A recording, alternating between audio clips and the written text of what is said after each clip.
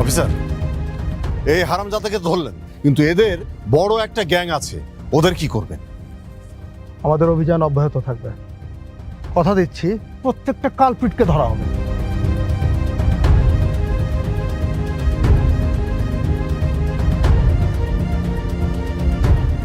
আমার স্যার, আমার সাইরা দেশকে আমি কারো কথাই শুনবো না। আমার কইজার টুকরা নাতিটার এত বড় সর্বনাশ করছে। আমার মনটা চাইতাছে ওরে টুকরা টুকরা কইরা কুত্তা দিয়া খাওয়ায় দেই। কিরে, তোর মায়ের এত বড় সর্বনাশ করছে, তুই ওরে মার, তাকে মারতে মারতে ওরে মইরা ফেলা। মা চুপ থাক, তুই চুপ থাক, আমি কার কথা শুন না। কিরে, তোর পায়ে জুতা নাই? দে আমারে জুতাটা দে, ওরে আমি জুতাই আমাইরা ভালো বয়স্কা। নানি, আমার তো ইচ্ছা করতেছে ওই বদমাইশটারে নিজের হাতে খুন করে ফেলাই, কিন্তু আইন তো নানি নিজের হাতে তুলে নেওয়া যাইব না।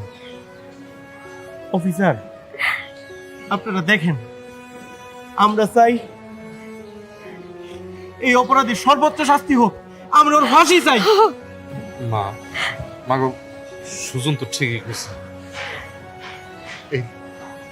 এই পাষণ্ডটা আমার মায়ের লগে যে কাজ করছে, আমরা সবাই ফাঁসি চাই, ওর ফাঁসি চাই। তোর গলা টিপা ধরে মাইরা ফেলি। দেখুন, আপনাদের কষ্টটা আমি বুঝি। ও যেন ধর্ষণের সর্বোচ্চ শাস্তি পায়, সেই ব্যবস্থা আমরা করব। অসংখ্য ধন্যবাদ অফিসার। আমরা আসি। হাই, নিয়ে চলে রে। হ্যাঁ,